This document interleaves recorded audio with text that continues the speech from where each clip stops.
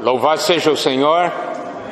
Estamos aqui juntos, desfrutando da sua mesa, de tudo que o Senhor fez por nós. Hoje nós vamos continuar a compartilhar sobre viver a realidade do reino dos céus, tocando num ponto muito importante, que é como seguirmos o Senhor. O título da mensagem de hoje é Seguidores aptos para o reino. Mateus capítulo 8, versículo 18 diz: Vendo Jesus muita gente ao seu redor, ordenou que passassem para outra margem. Daí no versículo 19 diz: Então, aproximando-se dele um escriba, disse-lhe: Mestre, seguir-te-ei para onde quer que fores. Em Lucas capítulo 9, versículo 57, diz assim: E indo eles caminho fora, alguém lhe disse: Seguir-te-ei para onde quer que fores. É muito interessante que aqui nos mostra que um escriba falou para o Senhor, né? Mestre, seguir-te-ei para onde quer que fores. Nós sabemos como eram os escribas e os fariseus naquela época. Se achavam conhecedores de tudo. E aqui tem um escriba que falou isso para o Senhor. E nós precisamos ver que ele falou isso quando tinha muita gente ao seu redor. Você sabe, escribas e fariseus sempre procuraram, né, a questão de posição, ser admirado, mostrar-se aos homens. Então esse escriba, ele disse: Mestre, seguir-te-ei para onde quer que fores. Talvez porque ele tivesse a ideia, né? Puxa, seguir o Senhor é muito bom, olha quanta gente vem.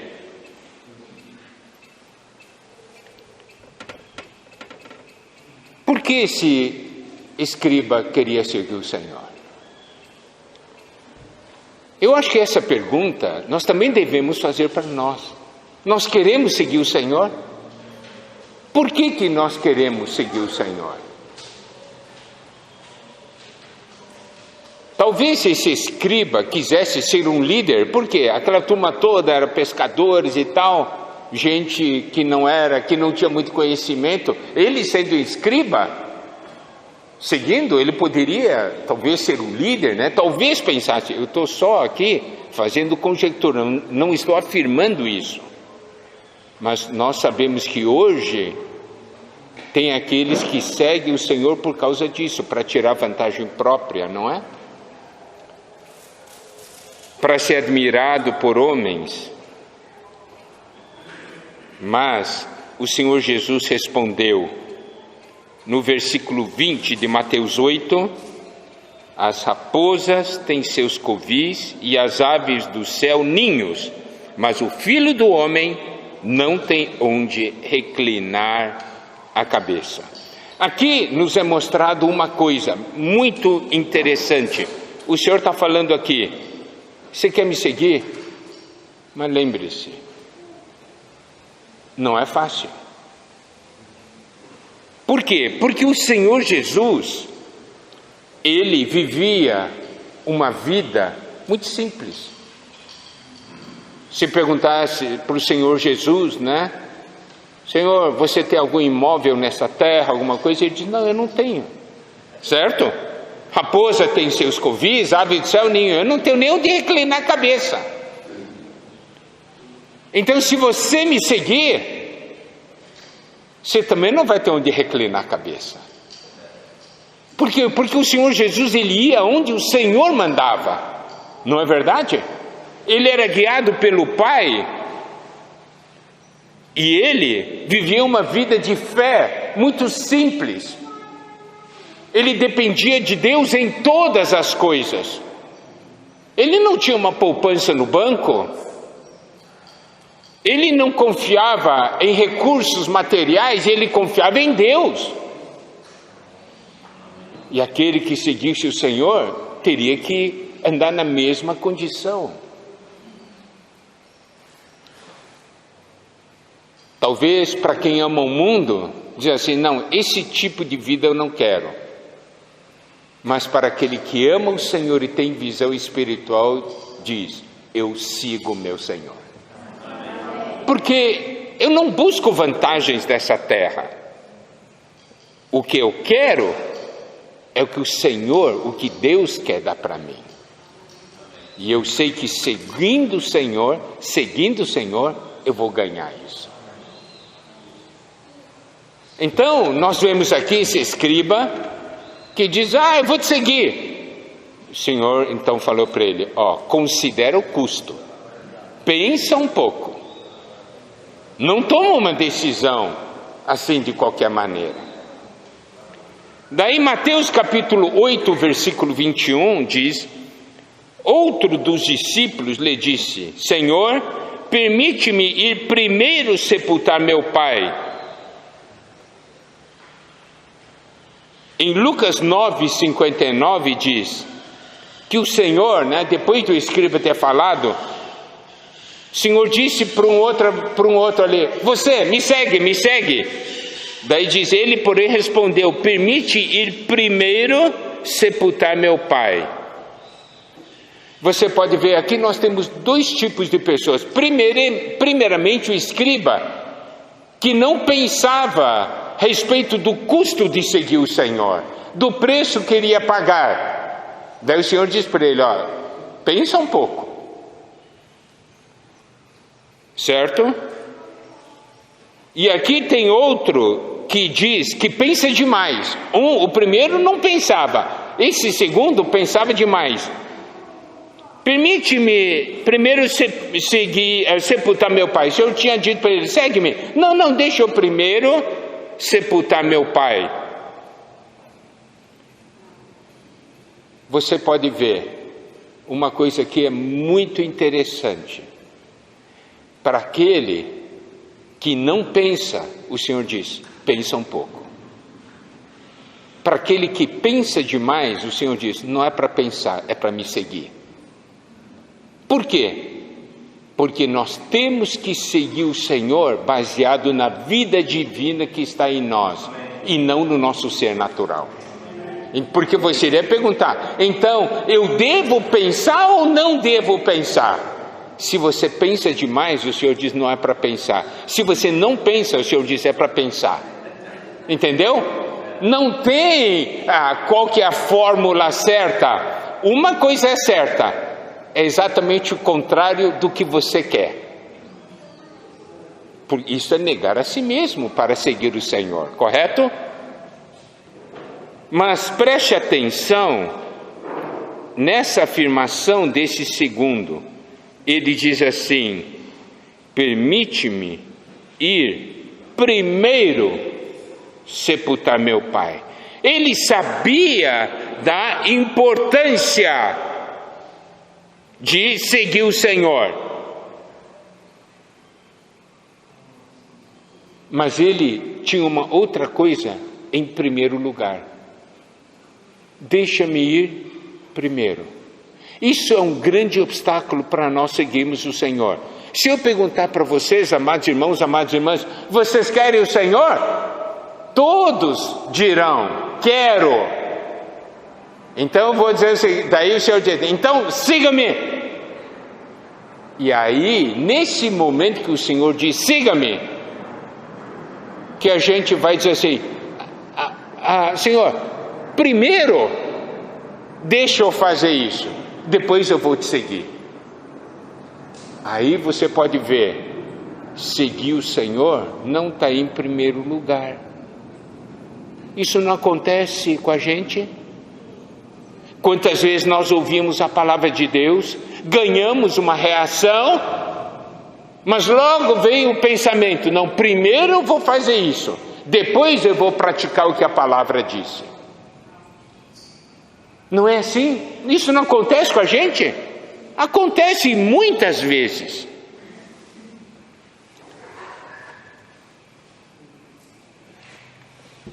Olha, grande problema é nós queremos seguir o Senhor com a nossa natureza caída. Por isso que Mateus 16, 24 diz: então disse Jesus a seus discípulos: se alguém quer vir após mim, a si mesmo se negue, tome a sua cruz e siga-me. Tá certo?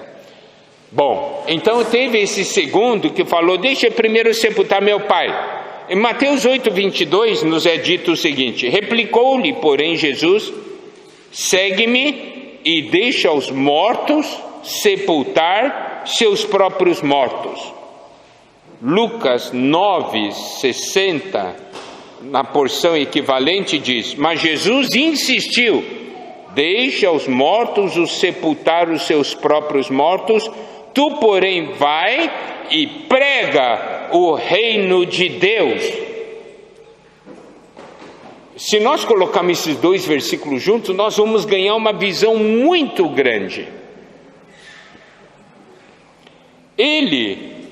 Esse segundo, havia colocado em primeiro lugar sepultar seu pai. Então ele estava preocupado com um morto, não é? Daí o Senhor disse: deixa os mortos sepultar os seus próprios mortos. Isso quer dizer o seguinte: quando nós vamos seguir o Senhor, nós temos uma função muito importante. E isso aqui é que nos mostra em Lucas 9,60. Jesus insistiu: deixa os mortos os sepultar os seus próprios mortos, tu, porém, vai e prega o reino de Deus. Em outras palavras, você, na sua condição, se você não me seguir, você vai conseguir ajudar o morto? Não. Mas se você me seguir, você irá pregar o reino de Deus. Aí você poderá dar vida aos mortos. Os irmãos compreendem? Se eu seguir o Senhor do jeito que eu estou, se eu dizer: não, deixa eu primeiro sepultar os mortos, que benefício vou trazer para um morto? Nenhum. Mas se eu seguir o Senhor, eu me torno um vivo, correto? Quando o Senhor diz: deixa os mortos sepultar os mortos, primeiro morto é morto espiritualmente, segundo morto é morto fisicamente. Mas se eu sigo o Senhor, eu me torno uma pessoa viva. Amém. E eu, como uma pessoa viva, eu levo vida para os mortos. Entende? Isso é algo diferente. Evangelho de João, capítulo 5, versículos 24 e 25, dizem o seguinte: em verdade vos digo, quem ouve a minha palavra e crê naquele que me enviou, tem a vida eterna. Não entra em juízo, mas passou da morte para a vida. Em verdade vos digo, que vem a hora e já chegou, em que os mortos ouvirão a voz do Filho de Deus, e os que a ouvirem viverão. Esse é o poder do Evangelho. Então aqui nos mostra o seguinte: muitas vezes nós não queremos seguir o Senhor porque diz: não, porque eu tenho que ajudar ainda alguém, ainda tenho que fazer. Olha, na sua condição de alguém que não segue o Senhor, você é um morto. O que o morto vai fazer para um morto a não ser enterrar? Agora, se você seguir o Senhor, você se tornará uma pessoa viva e vai dar vida. Aí sim você vai poder ajudar de verdade os outros. Você quer ajudar algum parente, algum amigo que está morto espiritualmente? Siga o Senhor, que você irá ajudá-lo. Porque na condição de não seguir o Senhor, não vai conseguir ajudar. É morto sepultando morto, entendeu?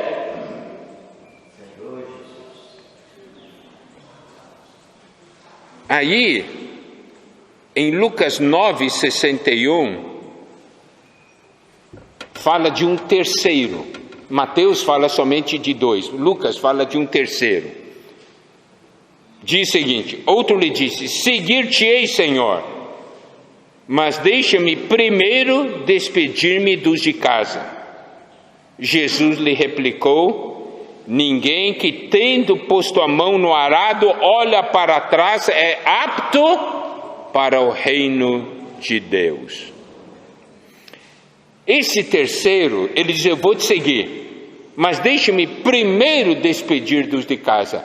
Ele diz: eu quero te seguir, mas ele tinha uma outra coisa em primeiro lugar, que era despedir dos de casa. Mas aí o Senhor falou para ele algo muito importante. Se você põe a mão no arado, você não pode olhar para trás. Sabe qual é o perigo desse terceiro caso? O perigo desse terceiro caso é quando você vai despedir os de sua casa, dizendo tchau, eu vou embora. Os da sua casa vão tentar agarrá-lo, vão tentar convencer a você não seguir o Senhor.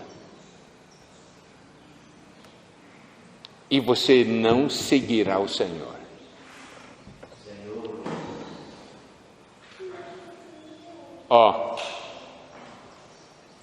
Quando nós cortamos o relacionamento com o mundo, nós não fomos falar para o mundo: ô mundo, tchau, tchau, depois a gente se vê. Não. Como que nós somos cortados do mundo? Morremos para o mundo. Morreu, pum, terminou. Vai ainda se despedir do mundo? O mundo, tchau, eu gosto tanto de você, mas eu não tenho escolha. É isso aí? Não é. Se você não tem um corte, morri para o mundo, sou do Senhor, tchau mundo, corta.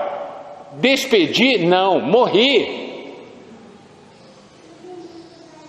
Essa atitude é a atitude adequada.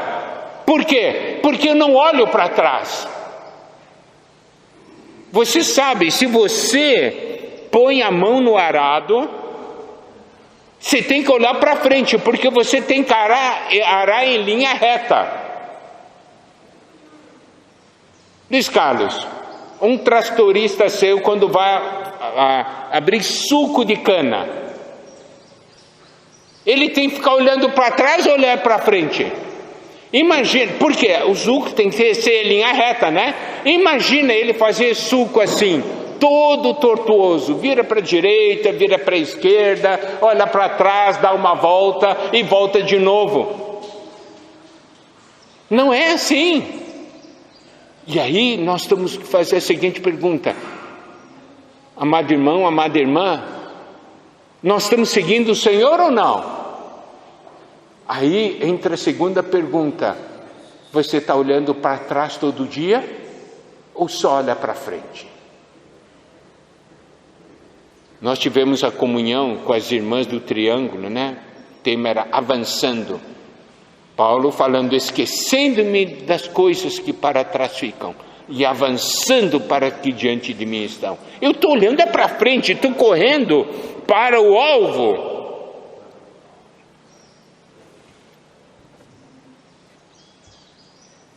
Ir reto, decidido, não olhar para trás. Sabe, é assim que o Senhor andava nessa terra.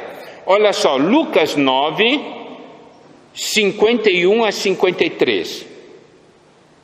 Diz o seguinte: e aconteceu que, ao se contemplarem os dias em que devia ele ser assunto ao céu, manifestou no semblante a intrépida resolução de ir para Jerusalém, e enviou mensageiros que o antecedessem.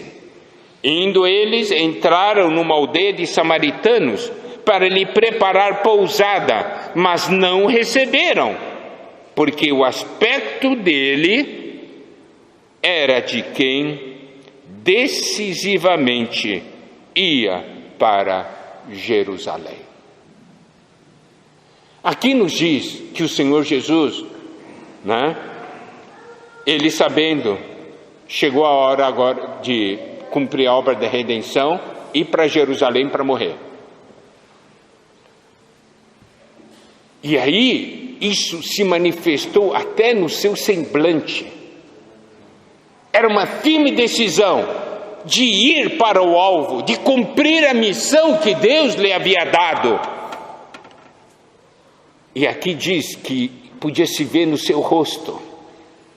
Isso tanto é verdade que eles entraram numa aldeia de samaritanos, mas os samaritanos não quiseram recebê-lo, porque o aspecto dele, o aspecto de Jesus, era de quem decisivamente ia para Jerusalém.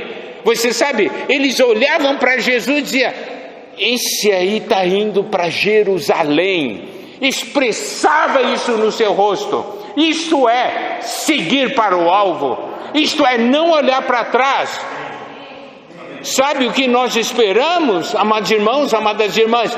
Que as pessoas olhem para nós e digam: aqui está alguém que decididamente está indo para o reino.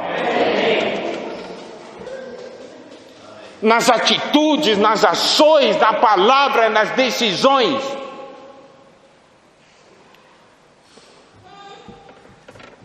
Eu sei para onde estou indo. Eu sigo meu Senhor. Que as pessoas possam olhar para nós e dizer: esse aqui segue Jesus. Olha na cara dele. Olha o jeito dele. Olha como ele vive. Amém. O Senhor Jesus falou que no tempo da sua vinda as pessoas iriam comer, beber. Daí ele disse isso em Lucas 17, 28 a 33, sobre os dias da sua vinda seriam como nos dias de Ló. E aí diz assim, no versículo 31 de Lucas 17: naquele dia, quem estiver no eirado e tiver seus bens em casa, não desça para tirá-los. De igual modo, quem estiver no campo, não volte para trás. Lembrai-vos da mulher de Ló.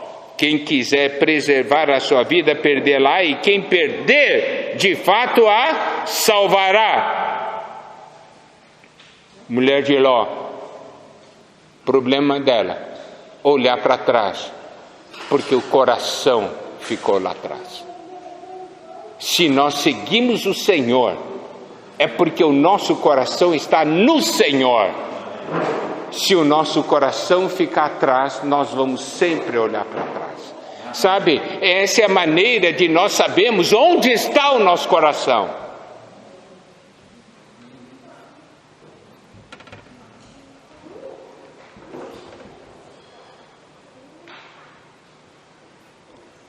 Há um custo para seguir o Senhor.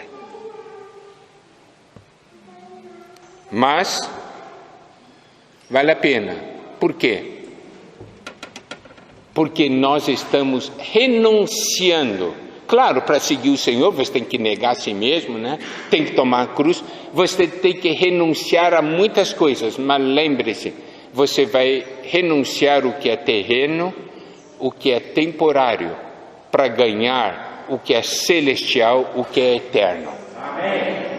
Então, você renunciar não é perda, é ganho. Paulo falou, né? O que para ele era perda, ele considerava como ganho, correto? Porque vai perder o que não presta e vai ganhar o que realmente tem valor. Daí, em Mateus 8, continuando, Mateus 8,18, o Senhor havia dito que eles iriam passar para outra margem. Daí, a partir do versículo 23, nos conta que, e eles entrando no barco, eu vou ler agora essas porções, tá? Mateus 8, a partir do 23.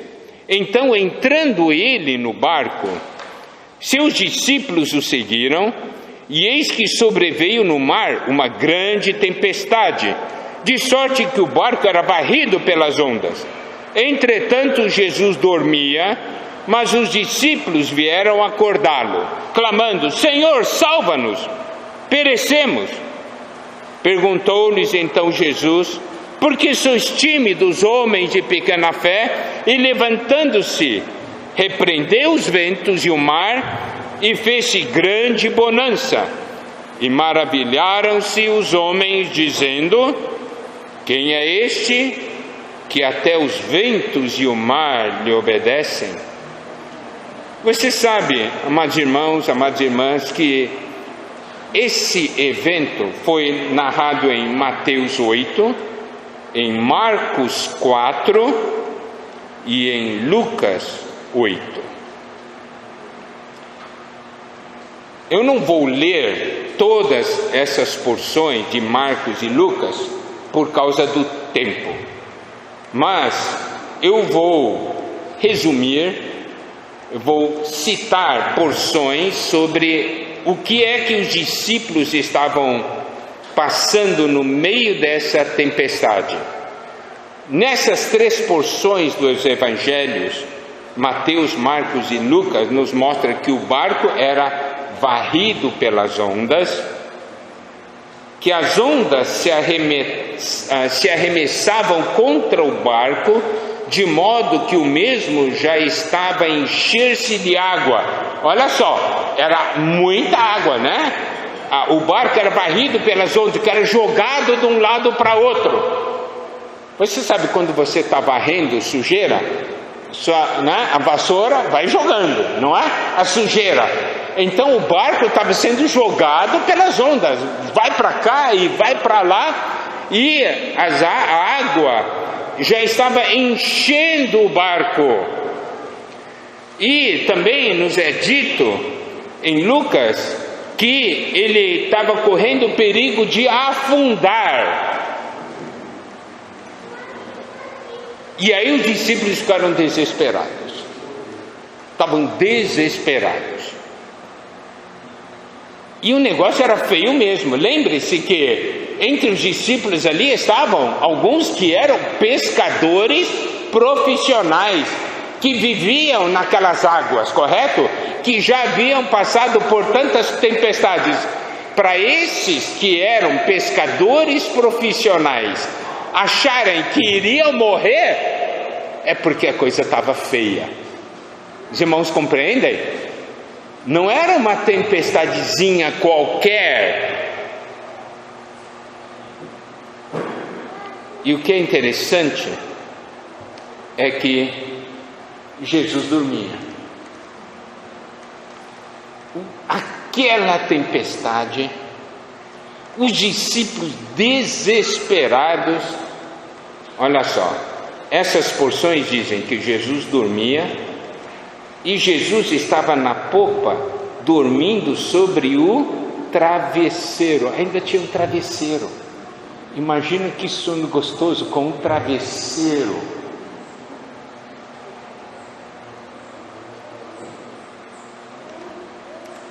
Os discípulos estavam muito preocupados.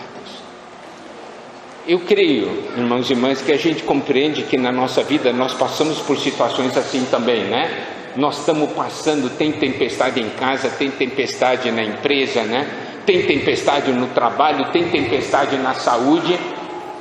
E o negócio diz: agora está feio, mas essa vez está feio mesmo. Nós vamos morrer, né? E Jesus dormindo. E um sono gostoso, porque ele estava dormindo sobre o travesseiro. Daí, nessas três porções dos três evangelhos, dizem o seguinte: os discípulos vieram acordá-lo, clamando: Senhor, salva-nos, perecemos. Isso quer dizer: Senhor, salva-nos, estamos morrendo. Esse é o que está em Mateus. Em Marcos diz: eles o despertaram e disseram: mestre, não te importa que pereçamos? Falaram para Jesus: Senhor, você está aí dormindo, não importa que a gente morra? Você não se importa com a gente? Daí em Lucas despertaram-no dizendo: mestre, estamos perecendo. Olha só, os discípulos estavam desesperados e Jesus estava dormindo. Não era um contraste? E um sono gostoso. Eu acho que os discípulos olhavam e diziam assim: como é que o Senhor pode dormir numa hora dessas?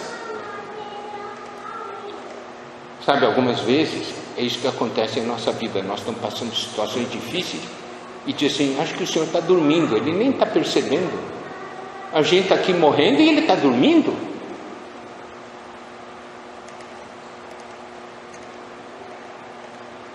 E ainda mais, sabe, quando a Bíblia fala que Ele estava dormindo, Ele também tem outras coisas implicadas aí. O Senhor Jesus estava cansado, não estava? Ele precisava dormir. Ele quase não tinha tempo para dormir. Aqui você vê a humanidade do Senhor. O Senhor era alguém que precisava também dormir. Está vendo? E ele dormiu no barco no meio de uma tempestade. Não foi num quarto de um hotel 5 estrelas. Ele podia dormir por quê? Porque estava tranquilo. Estava em paz. Seu coração, sua mente estavam em paz.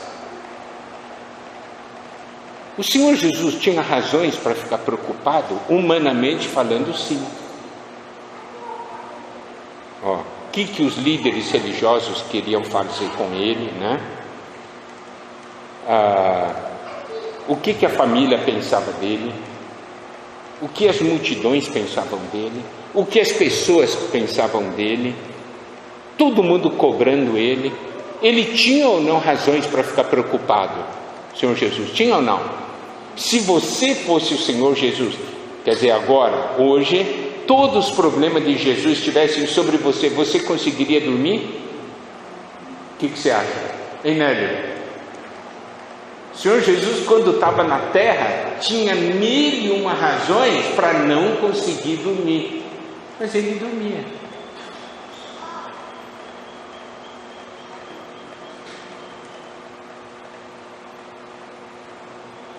Ele podia estar preocupado com o destino. Puxa, lá na frente vou ter que enfrentar a cruz, e agora, ai. Não é? Era preocupação suficiente para não dormir. Mas ele estava dormindo. E o barco estava balançando, vai de um lado para outro. Acho que para eles assim, estão me embalando aqui, né?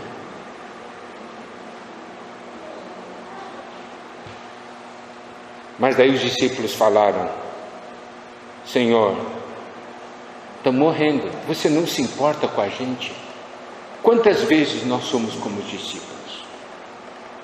Senhor, você não está se importando com a gente está morrendo. Olha essa tempestade, o barco já vai afundar. Por que você não responde? Por que você não reage? Acorda, Senhor! Porque parecia que o Senhor Jesus estava ali indiferente, né? Não dando atenção, importância.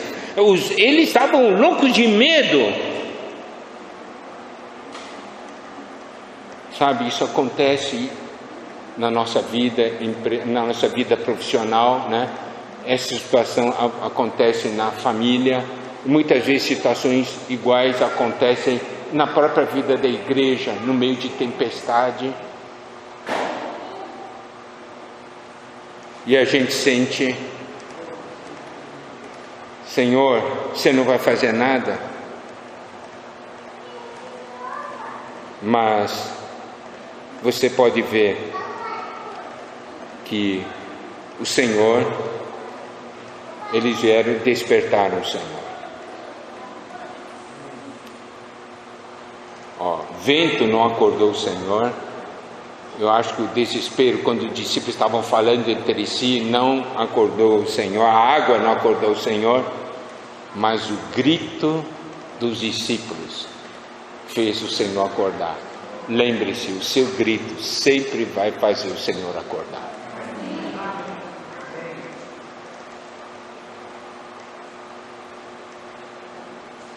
Alguns irmãos dão um exemplo, é como a mãe.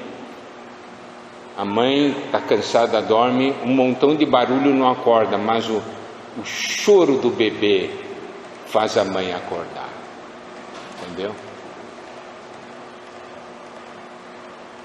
Daí o Senhor disse para eles, né?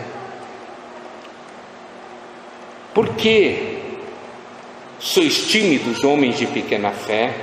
E levantando, repreendeu os ventos e o mar, e fez-se grande bonança. Isso é o que diz em Mateus. Em Mateus registra que ele levanta, primeiramente fala para os discípulos, e depois ele repreende os ventos e o mar. Em Marcos 4 diz: e despertando, repreendeu o vento e disse ao mar: acalma-te, emudece. O vento se aquietou e fez-se grande bonança. Tanto Marcos como Lucas fala que ele primeiro falou para o vento e mar e depois falou para os discípulos, né? Onde está a vossa fé? Isso porque a ênfase de Mateus é o Senhor como rei. É aquele que domina, né? Marcos, o Senhor é como servo, está aqui para servir o homem, e em Lucas como homem, correto? Então, por isso que ele dá uma ênfase diferente. Tanto em Marcos como em Lucas, ele primeiramente acalma a situação para falar para os discípulos. Agora que terminou, agora vocês podem ficar calmos aí, a fé de vocês é pequena, né? Então você vê nisso aqui, mas em Mateus a ênfase é diferente. Por quê? Porque nós precisamos aqui ter uma visão espiritual. O mar estava agitado, não estava? Hein? Muito agitado. E o interior do discípulo estava agitado ou não estava? Qual que estava mais agitado, o mar ou o interior dos discípulos? Hein? Daí você vê uma coisa muito importante aqui. Qual que é mais fácil para o Senhor Jesus acalmar? É mais fácil acalmar os discípulos ou mais fácil acalmar o mar? O mar, né? E em Mateus, por isso que a ordem é primeiramente ele falar com os discípulos, porque ele diz assim: antes de acalmar lá fora, eu quero que você acalme o seu coração. Está calmo? Então vou acalmar a circunstância. Irmãos, não é isso que nós passamos todo dia? Principalmente nessa época da pandemia, passamos por tantas dificuldades, não é assim? Passamos por tempestade, aquela agitação no nosso interior, parece algo incontrolável, parece que o nosso interior vai nos engolir. E o Senhor exerce o poder dele, primeiramente em nosso interior.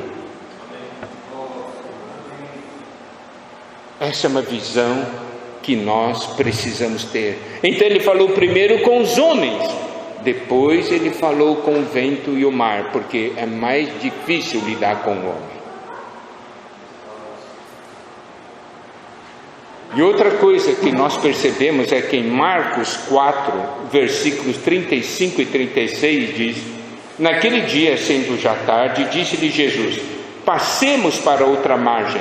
E eles, despedindo a multidão, o levaram assim como estava no barco, e outros barcos o seguiam. Aqui nos mostra em Marcos que tinha outros barcos seguindo. E esses outros barcos também estavam no meio da tempestade. Mas lembre-se, quando o Senhor consegue trazer a paz, a calma para você e faz acalmar a tempestade, os outros também são salvos. Primeiramente o Senhor nos salva, e aí porque nós somos salvos, os outros também são salvos. Você vê como é importante essa experiência?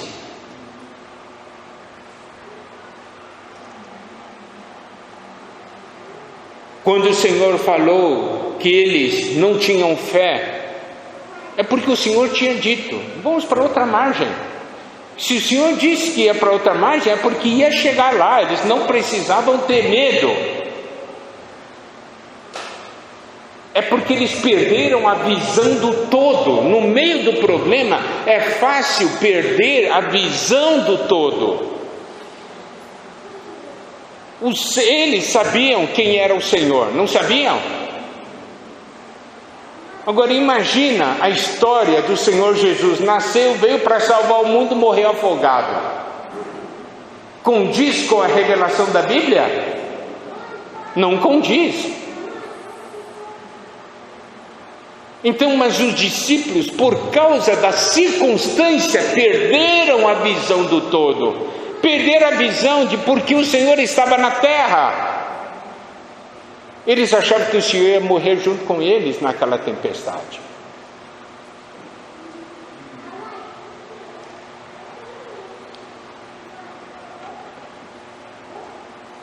Então a questão da fé não era porque a tempestade era muito forte. A tempestade era para dar medo mesmo, era difícil.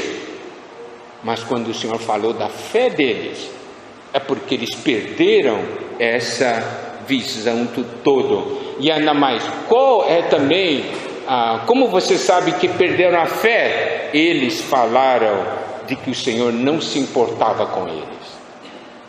Nós estamos morrendo e você não se importa com isso? Isso é o sinal de que haviam perdido a fé. E quantas vezes nós falamos a mesma coisa?